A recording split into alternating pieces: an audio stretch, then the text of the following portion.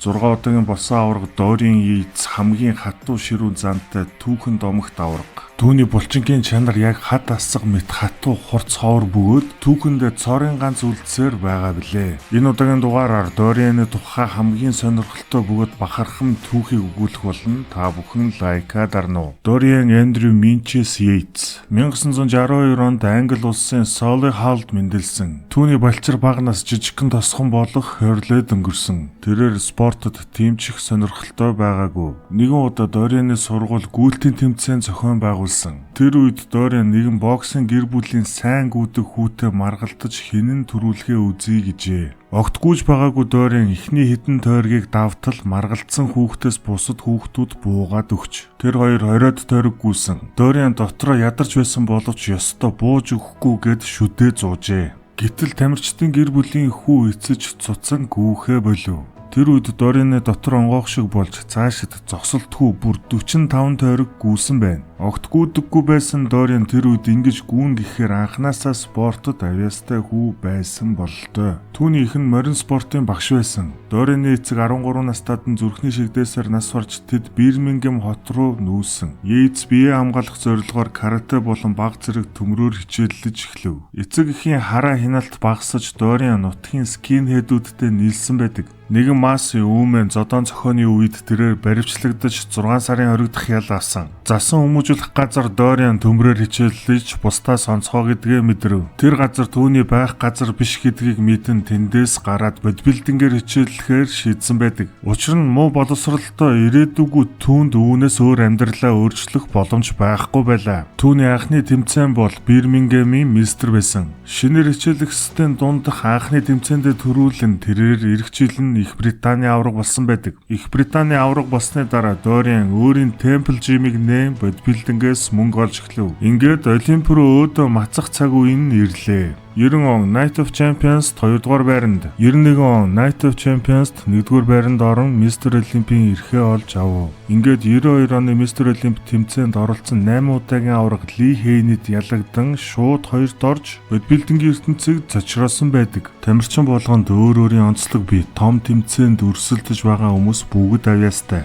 1, 2, 3 дугаар байранд орсон залуучууд хоорондоо маш ойролцоо. Гэхдээ 1-р орсон аваргын хамаг нууц нь сэтгэхүйд нь байдаг. Ирэх жилд нь Кевин Левронтой үзүүр түрүүнд үлдэж ялан 1-р байранд орсон. 93 онд дөнгөж гарч ирж буй бүх цаг үеийн хамгийн төгс генетиктэй гэгддэг флекс үлрэлтэд үлдэж ялав. 94 онд мангасуудын эрлэг гэгддэг Шон Рийг ялж аваргаа батлав. 95 онд мөн Кевин Левронтой тунаж үлдэн дийлсэн. 96 онд жижиг ирнэ гайхамшигтай симметр формтой Шон Рийтэй ахин өрсөлдөн ялав. 97 онд өөрийн формын оргилдоо үрсэн Насер Эл Санбатитай өрсөлдөж сүүлийн Мистер Олимптой төрүүлсэн. Дориан Йейтс 2 толгойт 3 толгойт мөрний эргэлдэгч булчингуудаа таслаж карьерээ өндөрлөхөөс өөр арга түүнд үлдээгүй. Гэхдээ түүхэнд хэрвээ гэж байхгүй боловч хэрвээ Дориан бэртэл авч зодог дайлаагүй бол бид Flex Wheeler, Ronnie Coleman, Дориан 3-ыг нэг тайзан дээр харьцуулах байлаа. Тэгсэн бол түүхэнд хамгийн агуу өрсөлдөөн болох байсан юм. Даанч хэлж ирдэггүй спортын гэмтэл бэртлийг яалтай байлээ. Кевин Леврон, Flex Wheeler хоёрын талаар тэр хоёр надаас илүү генетиктэй байж мэднэ. Гэхдээ тэд над шиг өөрийгөө тусгаарлаж, над шиг дэглэмийг чанд хатуу барьж бэлтгэлээ над шиг эрчимтэй хийдэггүй байсан. Тийм ээ, Дориан Йейтсийн хийд бэлтгэлийн систем бол хүчний хязгаарыг эвдэх маш хүнд бэлтгэл юм. Түүний давталт бүсэлхийнээс дээш 6-аас 8, харин хөлөндөө 8-аас 12 давтдаг байсан. Тэгэхээр энэ бол маш хүнд жингүүд гэсэн үг. Булчингаа хөөлгөх бэлтгэл хийлгүй ийм хүнд жингээр хийхээр булчин шал өөр харагддаг мэт.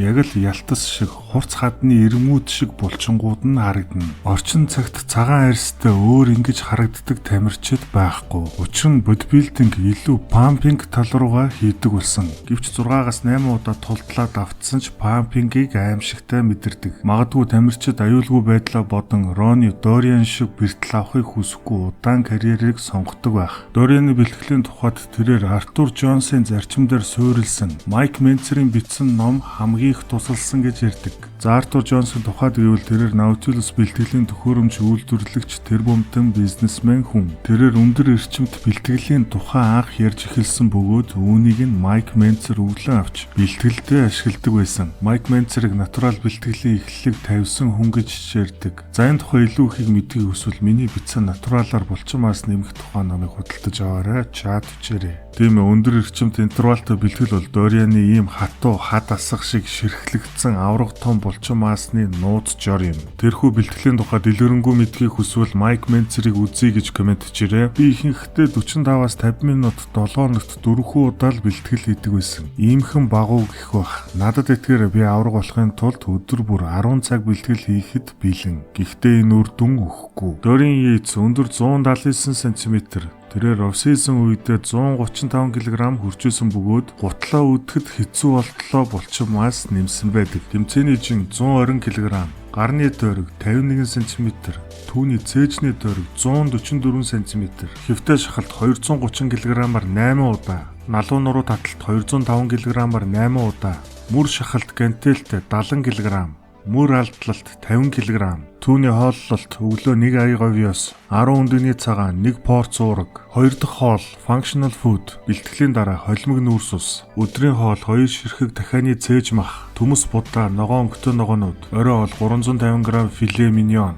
төмөс будаа, ногоон өнгөтэй ногоонууд, унтахын өмнө хагас аяговиос 6 өндөгний цагаан 1 порц уураг. Дорианд орчин цагт байдаг шиг мэдлэг мэдээлэл багш дасгалжуулагч байгаагүй. Тэрээр энэ бүгдийг өөрөө туршиж хоолныхаа учрыг хүртэл өөрөө олсон байдаг. Түрүүнд хэлсэнчлэн Дорины бэлтгэл бол Артур Джонсын хит бэлтгэл. Дорин Йейтсийн багшийг Майк Менцер гэж хүмүүс андуурдаг. Яг багш нь бол байгаагүй. Майк Менцер, Ли Хейний, Том Плац нар бол түүний хүндэлдэг бодибилдерүүд. Дориан мөрөндөө 3 удаа хагалгаа хийлгсэн бөгөөд өдгөө хүндчин өргөж чаддаггүй. Тэрээр карьерээ өндөрлөмөгц ихэд жижигэрсэн. Түүний фанатууд эсвэл энгийн хүмүүс жижигэрснийг нь ихэд шүүмжилдэг. Би одоо хүнд юм өргөх боломжгүй. Миний мөр одоо хүртэл идгээгүй байгаа. Одоо би бусдын хүсэлд нийцүүлэх биш, зөвхөн өөрийн эрүүл мэндийг бодож бэлтгэл хийдэг. Бирмингемийн подвалд ганцаараа шахуу бэлтгэл хийдэг байсан Дориан бүх дасгалаа, бүх хоолоо тэмдэглэдэг байсан. Тэрхүү тэмдэглэлийн дэвтрийн тусламжтай агуу авраг өөрийнхөө биеийн онцлогийг ойлгож, бүх цаг үед байгаагүй хөгжил дэвшлийг бодибилдингд тавьчирсан. Тэмдэглэлийн дэвтэр бол биеэ хөгжүүлэх гэж байгаа хүнд хамгийн хэрэгтэй зүйл гэдгийг миний бие Дорианаас анх мэдэж байсан гэдгээ энд онцлоё. Би орчин цагийн тамирчдыг их шүүмжилдэг. Чи яагаад өөрийн биеийг сонсож болдгүй юм? Миний багш ингэж хэлсэн, ийм дасгал, ийм хоол. Чи өөрийнхөө биеийг судлаад өөртөө таарсан хоол, өөрийгөө сайжруулах зүйлийг олж мэдээд өөрөө хөгжих хэрэгтэй. Нэг өдөр багштайгаа чи муудвал яах вэ? Үнэн дээр орчин цагт багш нар л мөнгө олж байгаа. Тамирчин чи мөнгө олохгүй. Миний бодлоор тамирчдаас илүү багш нар ухаантай юм шиг. Дорин Йейтс анаболик стероидын талаар илэн далангүй ярьдаг. Тэрээр хичээллэж эхлээд 2 жил орчмын дараа хэрэглэж эхэлсэн байдаг. Түүний хамгийн дээд тун нь 2 хүрэхгүй грамм. Ийм их булчин мастай хүн гэхэд үнэхээр бага тун. Миний хэрэглэж байсан, надад үйлчилж байсан тун нийтдээ 2 грамм. Энийг би хамгийн хүнд жинтэй байх үедээ мөн хамгийн их хүч гаргасан бэлтгэлдээ ашиглаж байсан.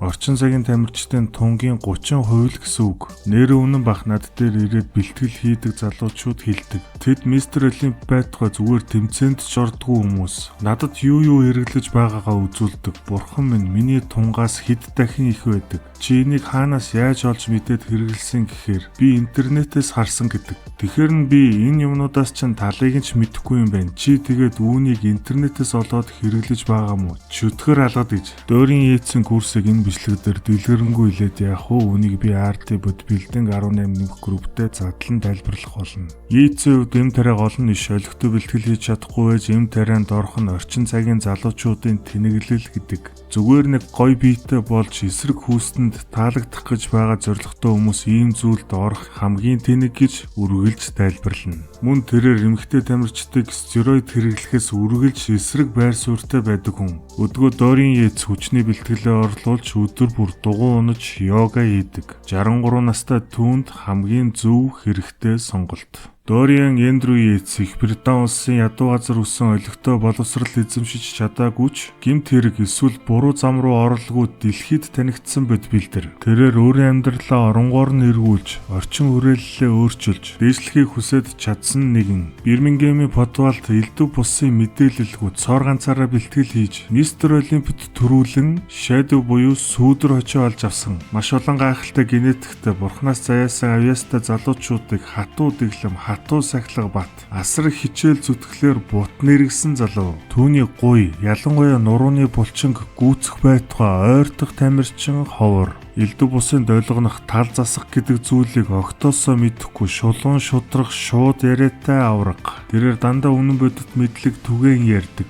Үргэлж бодсноо хэлдэг. Яг өөрийнхөөрөө байдаг. Хэв маяггүй, хоёр нүүргүй жинхэнэ хүндлэм хүн билээ. Бичлэг хийгч миний хувьд бүх цаг үеийн агуу гурван бод бэлтрийг нэрлэл гэвэл би Дориан Йейтс гэж хашгирна. Зайн нүрээд энэхүү бичлэг өндөрлөж байна. Танд таалагдсан бол өөрийн бүх цаг үеийн гурван аваргаа нэрлэж комент бичээрэй. Удахгүй уулзъя. Арнольд Шварценеггер хоёр хоорондоо ямар холбоотой байдаг вэ? Жич уулзаж үзсэн үү? Нэг ч удаа түүнтэй хоёулахнаа ярилцаж байгаагүй. Бусад тамирчид түүнийг шүтэж уулзахыг хүсдэг байсан. Тэдэнд туслаж магадгүй гэж найддаг байсан. Би ерөөсөө тэгж байгаагүй. Би зөвхөн өөртөө л найддаг байсан. Хэн нэгний бүксийг үнсэхийг огтхон ч хүсдэггүй.